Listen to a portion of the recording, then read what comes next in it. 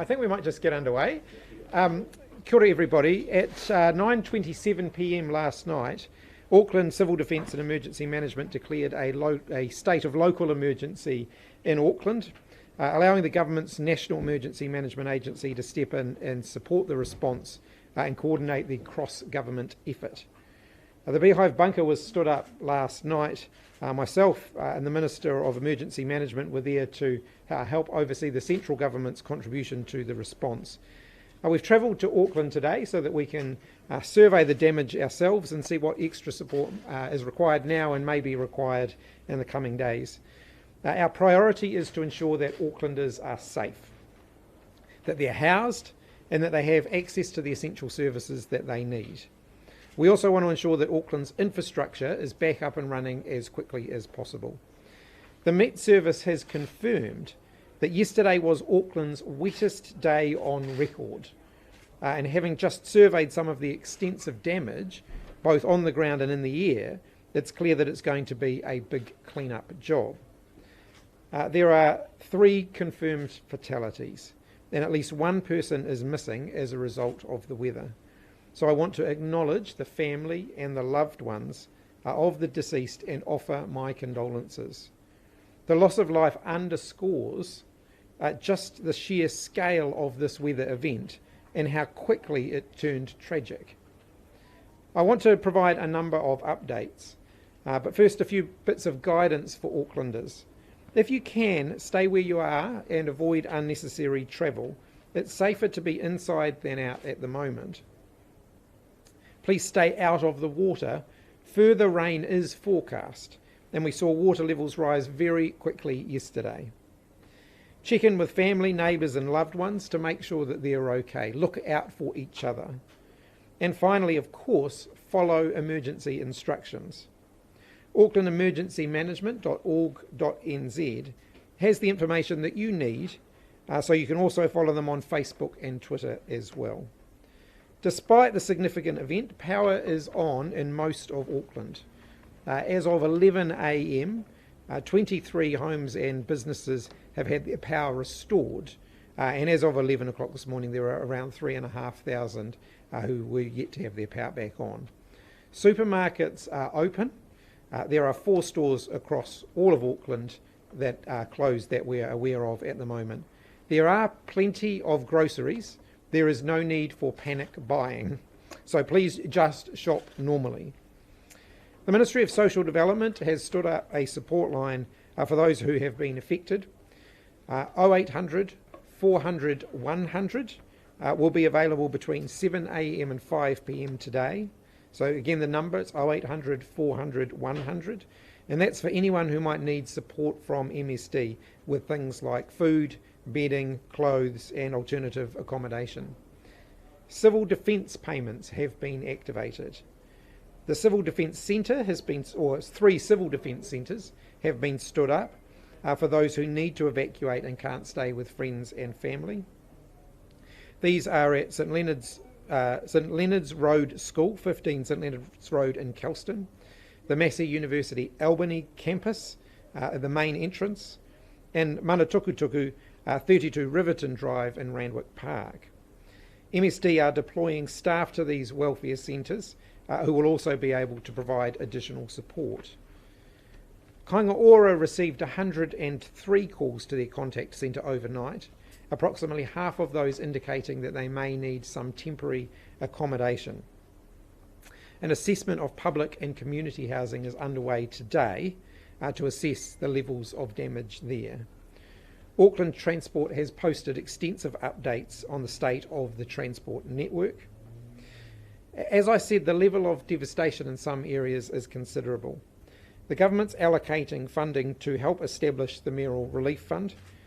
We've allocated the maximum amount that the Minister can allocate without a full Cabinet decision, and I do want to reassure Aucklanders that that is a start and that we will be providing more support in the coming days.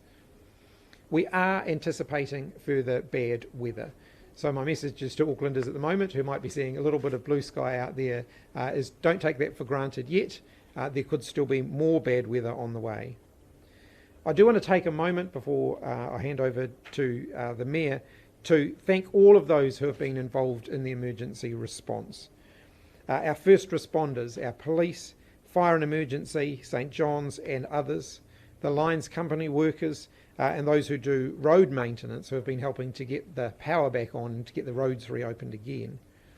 I want to involve all those others who have been involved in the emergency response, health workers, supermarket workers, many of whom have been out helping others whilst also facing disruption at home as well. We want to acknowledge them and thank them. And I want to acknowledge the way Aucklanders have come together and supported each other.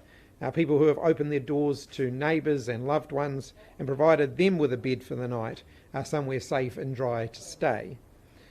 This is an unprecedented event in recent memory. In the aftermath, we will have plenty of time to evaluate the response and ensure that all appropriate actions and communications have occurred in a timely way. But for now, our focus is on making sure that we support Aucklanders through this. We remain completely focused on the safety and well-being of Aucklanders and making sure that we are providing the full resources of central and local government to get Auckland back up and running as soon as possible. I'll now hand over to the Mayor to say a few words. Thank you, Prime Minister. I'm Wayne Brown, the Mayor, and last night was a tough night for all of the city, its citizens and its leadership. I'd really like to thank and really acknowledge just about everything you said, to be honest, but all of those who were out there from early yesterday afternoon right through the night. The civil defence workers, the police, fire and emergency, St John's, and all those other people that were out there and have been out there ever since. I'd also like to share my concerns and worries for the families that were deeply affected, particularly the very sad case of people who've lost their lives. That's something we should all bitterly regret. And it does show the intensity of this, which was the largest rainfall event we've had. It took a lot of concentration, it happened quickly, and the response was way quicker than people acknowledge. There were thousands of people out there well before 9:27 when we did actually announce the declaration, which the lead fire and emergency gentleman has just confirmed was at the right time for what they wanted. It wasn't preventing them being out there. Everybody was out there way before and lasted all night long. There's a lot of us have got droopy eyes today from that, and it's nice to see that the sun has come out, but as the Prime Minister said, it's not going to stay out. You can't guarantee that. Today, earlier this morning, I got all the leaders of the council together so that we can coordinate the large number of staff that we've got out there as well, including building inspectors, people visiting and giving guidance, and to ensure that we get the most effective response from the resources that we've got available.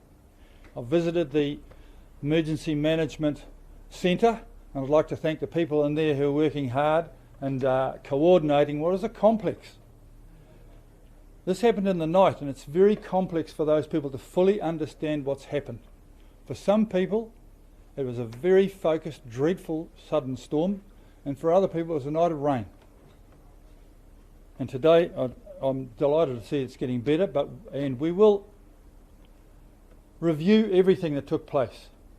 We've got to make sure that we had the coordination and the consultation with the public correct, the messages correct, and there is a lot of messages to be learnt about how we build and look after our environment. Some of those houses, when you think about it, actually shouldn't have been where they are. There are some lessons. We will take our time to do that, but make absolutely sure we will review everything we've learnt from the storm, and we are going to learn lessons. I'm looking forward to working with the Minister, both Ministers, and all Ministers actually, and we've agreed we're going to work together because this is the lessons that we will learn here will have a place in other parts of New Zealand as well, and so that's worked out to be excellent as well. So I'd like to thank you for coming up here promptly. It wasn't easy for you to get here actually, but well done. So thank you, ladies and gentlemen. Thank you. Well, I'm happy to open up for questions now. Prime Minister, was the state of emergency call too late? Look, I'm not going to get into second guessing those decisions. We're providing all of the support that we possibly can now. Plenty of time to look back later, and the Mayor and I have both had conversations about the fact that we will. But for now, the focus has got to be on supporting Auckland through, making sure that we're responding and that we're recovering. But people did not feel well informed last night. There was a communications void. How concerned are you about that? Look, we've been working to make sure that we're providing, clear communications. Central government's doing its bit to support that communications effort. As I've said, I want to focus on getting Auckland through the next, the next period, and I'm sure that's where the council's focus will be as well. Just a question for the Mayor. Why the relative lack of communication from your office until later in the evening? Well, first of all, we're communicating all afternoon with the emergency services and understanding what it is that they want. There was a widespread misinterpretation, the fact that you had to declare this to make something happen. I'd just like, can you comment, did that arrive at the right time for you? Ron Devlin, Fire Emergency Region Manager. Can you just stand in front of the microphone? Ron Devlin, Region Manager, Fire and Emergency. Look, senior police and fire officers started to assess the risks and needs around about 4 o'clock in the afternoon, 1600 hours. And we continue to do that right through the process as the weather event was unfolding. We're all very experienced in this area, we've dealt with it many times, and we were judging what was coming through from the data and the intel that we were getting. When we considered around 6 o'clock, should we ask for this? We did not, because we didn't feel at that time it was needed. Right? When we did ask for it later in the evening, we had the declaration within minutes of requesting it. Why did you not think it was necessary? Why did you not think it was necessary at 6 o'clock yesterday evening? At that point, highways were flooded, people had been evacuated from their house, and I think someone had already died at that point. I would take. I'm not sure you're correct in all of your details there, to be quite honest with you. But however, I say again, right? We are experienced in looking at this. We keep on top of it all the way through. We look at the data, right, and the intel that's been fed into our operation centres, and we make those decisions. And it one of the major things when you're managing this type of risk and managing very large communities like this is to ensure that you don't get in the way of that community actually doing what it's supposed to do. What do you say though to the, I mean, I'm sure all of us here, we've spoken to hundreds of Aucklanders today. I know I've spoken to dozens on my own, and every one of them has mentioned the poor communication from the council, whether it be the Mayor's office or CDEM. What do you say to those people? Because it's not us who are saying the communication breakdown, it is the public, and hundreds of them. And it's a question of political leadership as well as signing a declaration. So from the point of view of the question you asked me around communications, we had a number of communication platforms live, and that would be fed out through the Emergency Management Office, who were acquitting themselves well as far as we could see. From a point of view of police and fire, we were on the end of making sure that we were resourcing and getting assets on the ground to continue to assess the situation and to make sure that we had that situational awareness that was important to make the decisions that the community needed us to make. Out of my jurisdiction, I'm afraid. So my name's Andrew Clark. I'm the controller for emergency management. So to enable that texting system to be as effective as it can be, you need concrete and accurate messages that are relevant at the time for people to hear. I think the timing of the communications, there was communications going out through various social media channels. The event was beyond anything we've ever seen.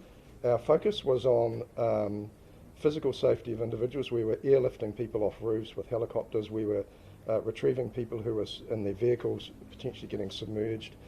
So that was the absolute priority. And the second thing that we needed to do was have shelter for vulnerable people who were displaced. So normally you can do that in parallel and send out timely messaging. But we had a profound problem. We had a crisis within a crisis. So the evacuation centres, or CDCs as they're known, we have a portfolio of them so that we can use any of those depending on where an emergency takes place.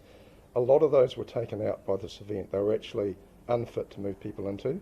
So we're in a situation sort of late evening where we had to go and find places to house people, and we had to go and deploy people in the middle of a flood event, potentially at risk of them, so we had to assess whether that was viable or not and stand up places we'd never used before. So the CDCs that we're using now aren't ones that we normally use. So that had to be our priority. We messaged as well as we could, but we don't make any apologies for focusing on those two things. And would it help to have some of the central government resource defence, you know, with vehicles that can get through the floodwaters? When we saw yesterday ambulances having to wait at the end of roads while people on airbeds were pulled down flooded roads. So look, all I can say to that is in the midst of this yesterday about 9 o'clock, we asked the Met Service, when is this going to stop, so that we can get more aggressive on doing what you're saying, getting out there with emergency vehicles. And the answer was it's not going to stop till midnight. So the next question was, how intense is it going to be? And the answer was it's going to be pretty much as intense as this. It's going to go south to the Hanuas. So as I say, we were dealing with something that was still happening. We had difficulties, I think in the northern, the western CDC, the Red Cross were reluctant to go out until it was safe. We had them stood up, and we had to be, you know, confident that we could set those up in a timely manner. So this thing was continuing to happen, unprecedented, and we couldn't rely on the normal recourse for those emergency centres. We actually had to find them in a matter of minutes, if not hours, and stand them up. So that influenced the pace of the communications early. We certainly got feedback that there was anxiety out there. So what we did, and I'm thinking back to midnight, post-midnight, I think if you go back, you'll check that the communications increased significantly as we stood those CD centres up, as we'd lifted the people who are at risk of drowning or falling off their roof. So we were in a position to then start communicating what we knew. To the FENS manager's point, we were gathering information under very, very difficult circumstances. So, you know, there's only so much you can communicate unless you have the facts at your disposal. You can tell people concrete information. Surely if it was a difficult question for the Mayor, because these are your constituents after all, and it's them voicing their concerns about the lack of communication from the council that you lead, and in some cases your office. So what's your message to them, not us, to the people out there who have expressed frustration? Well, I was at my desk from 4 o'clock right through the whole thing to the early hours of the morning, and I'm receiving information from a complex range of people who are out on the ground in a storm in the dark at the night. And they were open and honest that they were in themselves struggling to fully understand what was happening. It was an event which Auckland hasn't had before, and so I followed the advice of the professionals and kept to it all the time. I ensured that all of our staff were deployed in the most successful and most efficient manner. We ensured that we brought all of our resources to it, but I followed the leadership of the professionals. The particular legal situation that affects the Mayor is the only person who can actually sign a declaration of a state of local emergency, and so that is a formal situation. It is a document which carries with it responsibilities, and it's not something you do lightly. And so I followed exactly the advice from those who do it regularly, and they will tell you that it came at the time exactly that they wanted it. Did they advise you to say nothing? That's what the questions are about. That you said nothing. Can I perhaps interject there? That's a question for the Mayor. But I can help inform that question. So the declaration was discussed way before the actual declaration announcement. It was discussed between 5 and 6 p.m. As part of the emergency management function. We saw the weather event was emerging. We said, if this is needed, what will be the trigger point for this? And the trigger point is emergency services out in the field telling us that they either have a resourcing or a powers issue. They need more powers. They indicated that they were quite comfortable as to where they were at pretty early before the downpour really took hold. As that unfolded and they got more intel, it became rapidly apparent that in this particular instance, the powers that they needed were police powers to be able to evacuate people from their homes who were perhaps reluctant to leave their homes, but there was a life and health and safety situation, coupled with people who wanted to go back to their homes and it was unsafe. So that was the trigger for the declaration. I think the point was made earlier, this response kicked off between 4 and 5 o'clock. We assembled the whole emergency management function, including our colleagues in the fire and ambulance and everybody else, police, and we were full on into this. So the declaration wasn't the trigger point for responding to this. It was a particular formal process to allow Peace to have some extra powers to do a particular thing that they needed to do at that point in time. Prime Minister, can we ask the Prime Minister about the communications, please? Yes. Prime Minister, were you frustrated by the lack of communication? I mean, at one point you had the Transport Agency clock off for the night and no longer tell Aucklanders what roads were closed. Look, I accept that people who will have questions, they'll have observations, and in the fullness of time there'll be an appropriate time to go through those things. At the moment, I want the people to my right focused on the response. They're still in the middle of the response, and I think we need to give them the space to be able to do that. Undoubtedly, when this is reviewed, there will be lessons to be learned from the experience. But for now, while I acknowledge that people will have things that they want to say and they will have questions about what's happened in the last 24 hours, I think the most important thing is supporting Auckland through the next 24 hours and beyond. And then we will have an opportunity, and we will do it as soon as we can, to go back and look at how things could be done differently. Do you have any view on Aucklanders who last night felt abandoned by the city and the government? Well, they weren't. They certainly weren't. They felt that way. Well, but they were not. What we were doing was ensuring that they were not actually abandoned. We were ensuring that there was thousands of people out there, and that's what I was doing. But he wasn't here. I was making sure that that took place. Mr. Brown, the people who were also here, of course, were your councillors in their wards out and about. We've spoken to one of them, Jo Bartley, who says she does not believe the response from your office, from the council, was adequate. She was on the ground. She was seeing what was happening. People were telling her, where are the comms? So what do you say to her concerns? Shane Henderson, who's the councillor of this, was the first person to be on site in the street that we were at before, actually. And he immediately rang me, and so that we had, and that was useful communication. That's communicating so that we know what was going on the ground. One or two of our councillors chose to communicate, but there's no sense communicating things which are just your view. You have to communicate facts, and the facts were coming from these people here, and I'm driven by that.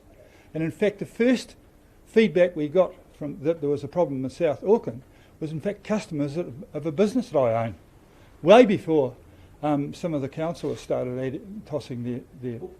We don't. What we need to do was be calm, sensible, let the people in charge take charge and support them, and ensure that we had the resources of people out there. And people misunderstood some of the stuff that came from some of those people who wanted to communicate stuff that they didn't know. Let people think that the declaration was needed for work to be done, and it wasn't at all. It was just a small part of the whole thing. You've got to understand that. You just said that the message needed to be calm, it needed to be clear, it needed to be listened to the experts, right? And it was. Expert-driven. But why wasn't that message, the one, the spiel you've just given to the public yesterday? From here, be calm, listen to the experts. People did not feel they had that from you.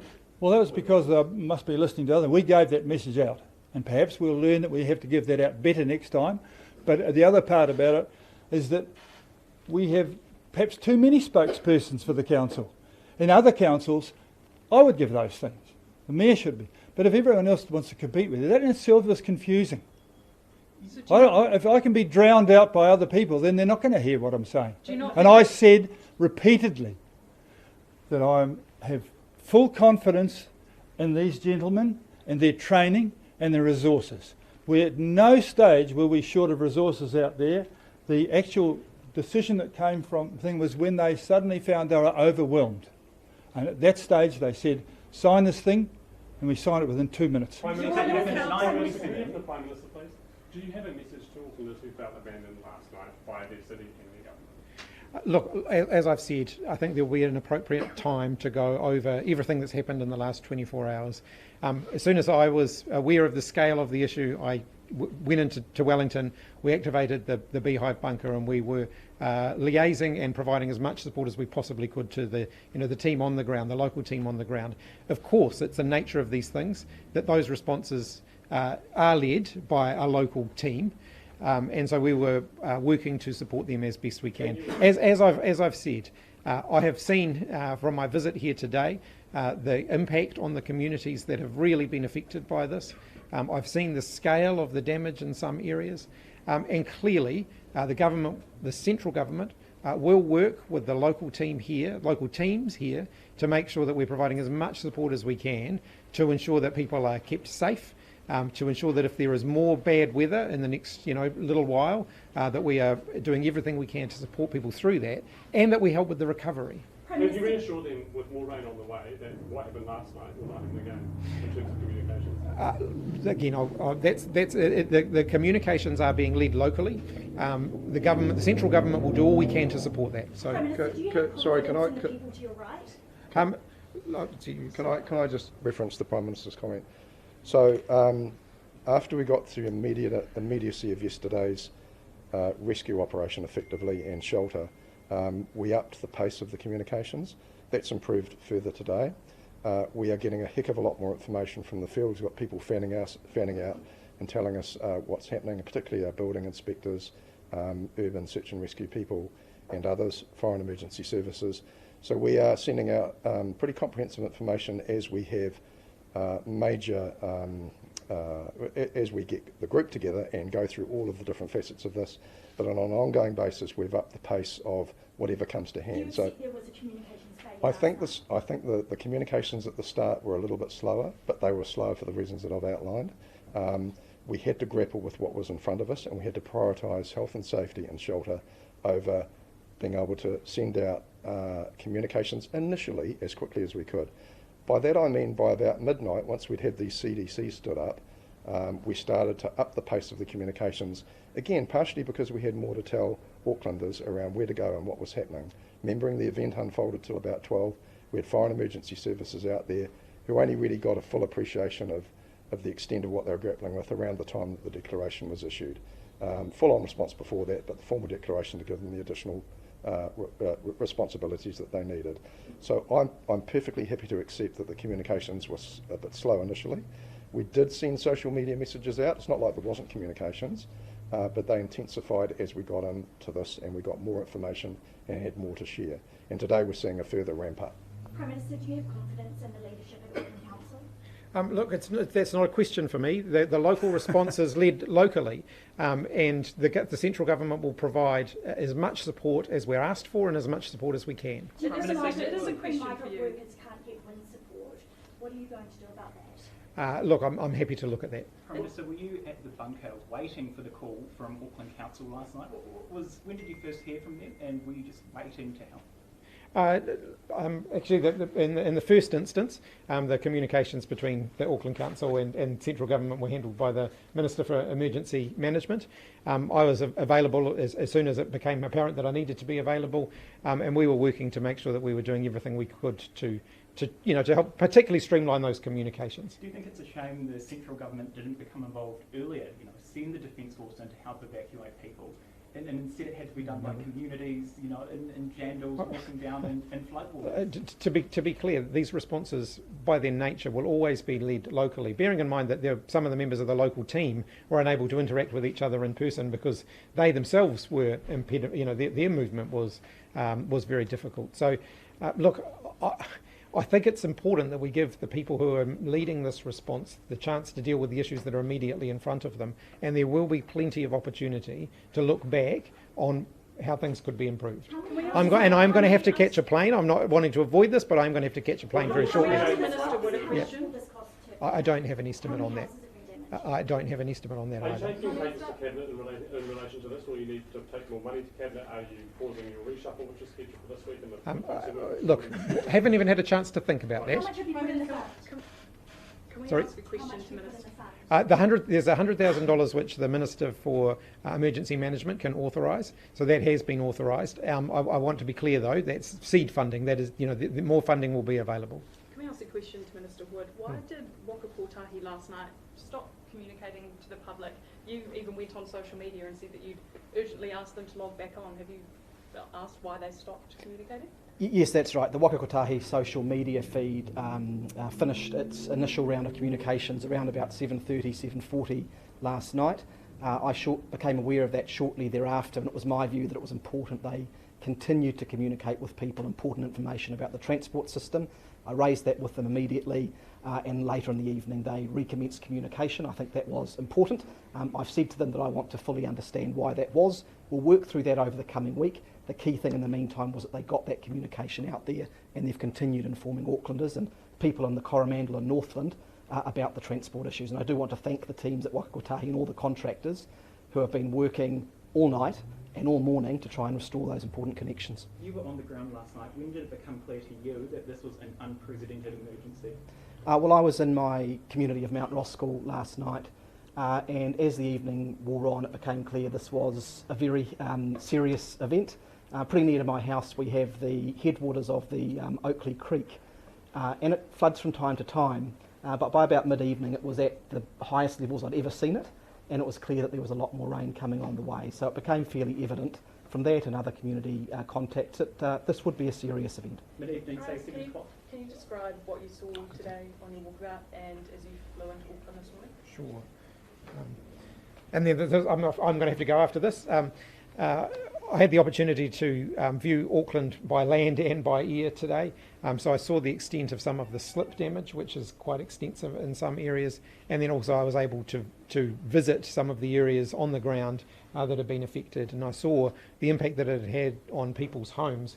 And of course that supplements the information that I received last night, which I was receiving, live in real time through people posting video clips and so on of the extent of the challenge that they were facing. And I want to just acknowledge Aucklanders' resilience, the way Aucklanders have come together to support one another. It was an incredibly difficult set of circumstances. People were physically separated because of just the huge volume of water that they were dealing with. As I said, the most rainfall on record ever. And therefore, I want to just acknowledge the way Aucklanders got through that, but also just a bit of a reminder that, there is more rain forecast. And so whilst it's not raining right at the moment, I'm sure that's very welcome for everybody, and some of those floodwaters have receded. People still need to keep an eye on things. All right, thanks everybody. Mr. Meany, we understand you started your day with a game of tennis between the tennis match and 4 p.m. Well, you got that wrong, mate. Okay. Take us through what you did then yesterday. Yesterday, in the afternoon, once it started to rain, I never left my desk. And I stayed it wasn't, as the gentleman there will say, it wasn't a major issue until later in the late afternoon was when it certainly became different from a wet day. At that stage I never left my desk, and I communicated with all the broad range of people. You've got to understand that the council is a piece of a complex thing. The council I've been given has Auckland Transport, which in theory we control but have their own separate things, Wakakotahi, which the government control from Wellington.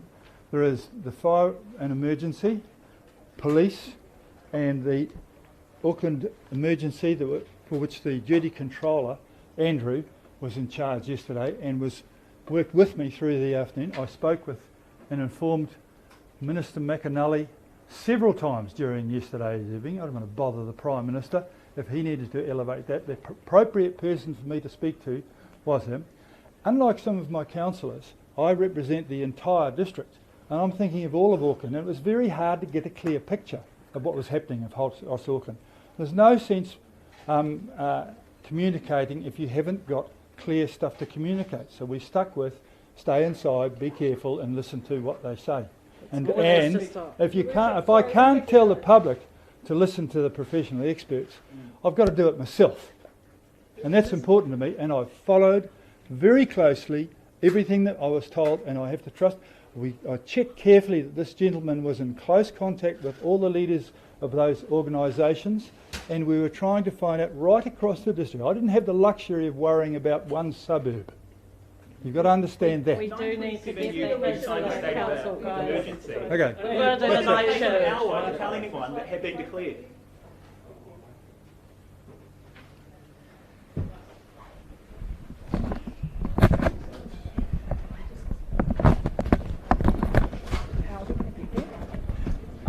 What if we ask? Yes, please. I don't know another way. Getting there. Yep.